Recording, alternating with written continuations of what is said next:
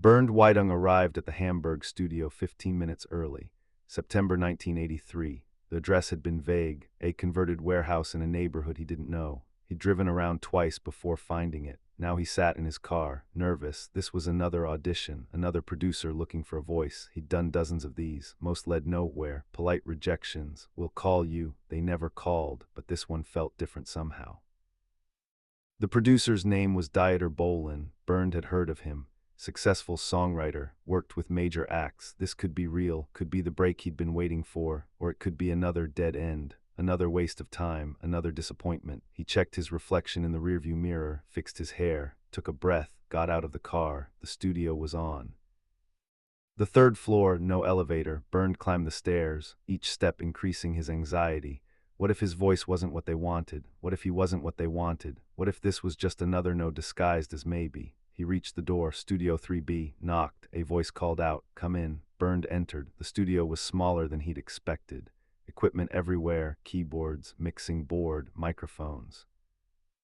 And sitting at the main keyboard, not looking up, was Dieter Bohlen, focused on something, playing with a sound, adjusting knobs. Bernd stood there, waiting, awkward. Finally, Dieter looked up. "You're early, not friendly, just factual. I can wait outside if..." "No, you're here, let's get started." Dieter Bohlen was tired. He'd been auditioning singers for 3 weeks. Looking for a voice, a specific voice. He knew it when he heard it. The problem was he hadn't heard it yet. 27 auditions, some good, some terrible, none right, none with that thing he needed. That combination of technical skill and emotional quality, that ability to sell a lyric, to make people believe it. He'd almost canceled today's session, almost called this Bernd Weidung and told him not to come, but his assistant had already confirmed. And Dieter hated wasting people's time, even when he was certain it wouldn't work out. So here they were, another audition, another voice that probably wouldn't be the one. Dieter gestured to a chair. "Sit, tell me about your experience." Bernd sat, pulled out a folder. "I've been singing professionally for 5 years, did some session work, performed with few bands. Here's my, I don't need to see your resume. I can hear everything I need to know when you sing. Tell me why you're here." Bernd hesitated. The question felt like a trap, because I want to make music, real music, not just covers, not just backup vocals. I want to create something. "Everyone says that, I know, but I mean it." Dieter studied him, young, maybe mid-20s, earnest, a bit too eager. "Probably going to try too hard, probably going to oversing. They always did. What's your vocal range?" "Tenor, I can hit, show me, don't tell me." Bernd stood, moved to the microphone. Dieter handed him a sheet. Basic scales, nothing complex, just a test to see what the voice could do. Bernd sang them, technically fine, nothing special. Dieter made notes. Non-committal notes. The voice was okay, just okay, not bad, not great, serviceable, professional enough, but not distinctive, not the thing he was looking for. Bernd finished the scales, looked at Dieter hopefully, waiting for feedback. "You're technically proficient," Dieter said, which was code for not interesting. Bernd sensed it. His shoulders dropped slightly. "Should I try something else, if you want?" Bernd picked up the sheet music Dieter had on the stand. A pop ballad, standard structure. He started singing. Better this time, more emotional, trying to show range, show depth, but Dieter could hear him trying, could hear the effort. Real singing doesn't sound like effort. Real singing sounds effortless. This was trying, which meant it wasn't working. Dieter let him finish. Professional courtesy, then made another note. "Thank you, that's good." Good meaning not good enough. Bernd heard it. "I can try a different style if..." "It's fine, you have a nice voice, very controlled." Controlled, another code word. Controlled meant safe, safe meant boring, boring meant no. 3 minutes in, Dieter was already writing this off, and Bernd could feel it, could feel the audition slipping away. The room fell into awkward silence. Bernd didn't know what to do. Should he leave? Should he try another song? Should he ask directly if this was working? Dieter shuffled papers, not looking at Bernd, looking for a polite way to end this. "Look," Bernd said, desperation creeping into his voice. "I know I'm not what you're looking for. I can hear it in your voice, but give me one more chance. Tell me what you need. I can adjust." Dieter looked up, surprised by the directness. Most singers left when they sensed the no coming. This one was pushing back, interesting, annoying, but interesting. "What I need," Dieter said slowly, "is someone who doesn't sound like everyone else. Your voice is fine, technically it's very good, but it doesn't have personality. It doesn't make me feel anything. It's just notes, nice notes, but just notes." The honesty stung. Bernd felt it, but he didn't leave. Then tell me what would make you feel something. What are you looking for? I don't know. I'll know it when I hear it, but I haven't heard it yet. 5 minutes in, this was going nowhere. Bernd knew it, Dieter knew it, but neither had moved to end it. Some strange, stubborn energy. Keeping them both there, Dieter turned back to his keyboard, started playing a melody, absent-minded, not for Bernd, just thinking, working through something, a new idea that had been forming. Bernd listened. The melody was simple, catchy, had that earworm quality, something that could get stuck in your head. That's beautiful, Bernd said quietly. Dieter stopped playing. It's nothing, just an idea. Play it again. Dieter hesitated, then played it again. Slower this time, Bernd closed his eyes, let the melody sink in, started humming along, not performing, just feeling it, finding where his voice fit. Dieter noticed. The humming wasn't forced, wasn't trying to impress, it was just natural, organic, like Bernd was thinking out loud through music. Keep going, Dieter said, still. Playing, Bernd hummed the melody back, then started adding words, not real words, placeholder syllables, da-da-da sounds, but with emotion, with meaning behind the meaninglessness. Dieter played the melody again, building it, adding layers. Bernd's voice followed, found harmonies, found spaces, stopped trying to be perfect, started trying to be interesting, and something shifted. 7 minutes in, Dieter felt it, a spark, small, easy to miss, but there. This was different from the scales, different from the ballad. This was Bernd actually singing, not performing, not auditioning, just making music. You have lyrics, Bernd asked, still in the melody, still flowing. Not yet, just the melody. Can I try something? Dieter gestured. Go ahead. Bernd sang the melody again. This time with improvised words. You're my heart, you're my soul. Not profound, not poetic, just what came to him, what felt right for the melody. Dieter's hands stopped on the keys. Wait, what was that? Say that again. You're my heart, you're my soul. I keep it shining everywhere I go. Rough, unpolished, but it fit. It worked. Dieter played the melody again. Bernd sang the improvised line, with more confidence now, with ownership. This wasn't someone else's song anymore. This was theirs, being created, right here, in this moment. 8 minutes in, Dieter was leaning forward now, actually engaged. Keep going, what comes next? Bernd closed his eyes again, let the melody guide him. You're my heart, you're my soul, I'll be holding you forever, stay with you. Together, not perfect lyrics, not finished, but honest, real, emotional without being manipulative. Dieter played it through, Bernd sang it through. They did it again and again, each time finding something new, each time the connection getting stronger. This was it. This was the thing Dieter had been looking for, not the voice by itself. The voice was fine, but not special. What was special was what happened when this voice connected with his music, the chemistry, the fit. The way Bernd's tone complemented the melody instead of competing with it. 9 minutes in, Dieter stopped playing, looked at Bernd directly, really looked at him for the first time since he'd walked in. You said your name is Bernd Weidung. Yes, that's not a stage name. No, my real name. Dieter shook his head. Won't work. Too German, too old-fashioned. We need something international, something that works across Europe. Bernd's heart jumped.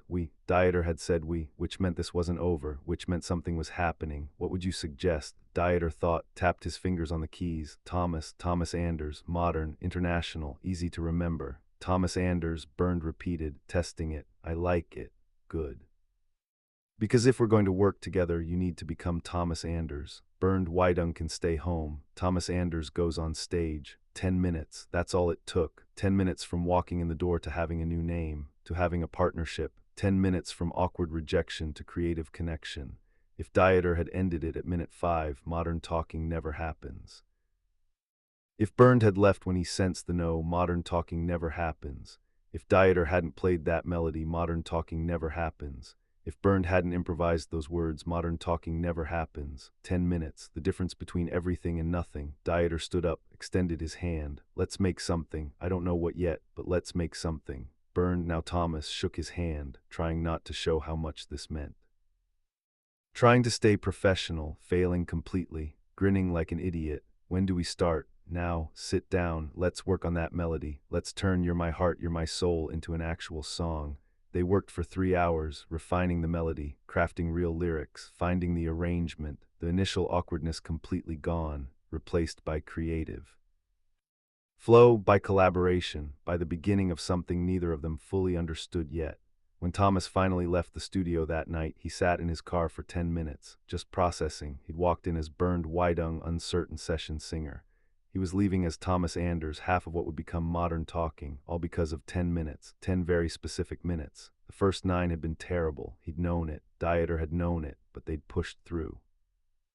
Stayed in the room, stayed in the discomfort, and minute 10 had changed everything. Years later, both men would tell this story, different versions, different details, but the core remained the same. The audition that almost wasn't, the partnership that almost didn't happen. I was ready to end it, Dieter would say in interviews. The scales were fine, the ballad was fine, everything was fine, but fine doesn't sell records. Fine doesn't create phenomenon. I was about to thank him and move on. Then I started playing that melody. Not for him, just thinking out loud, and he started singing it, not performing it, just exploring it. And I heard something I hadn't heard in 27 auditions. Not the voice was the same. What was different was the connection.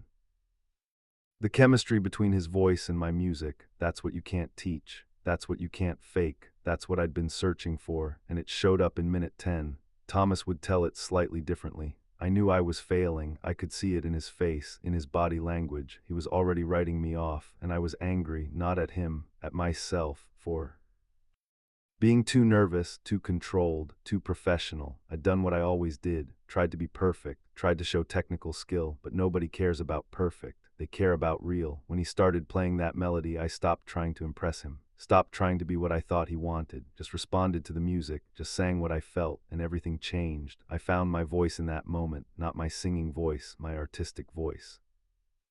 The thing that made me me, and Dieter heard it.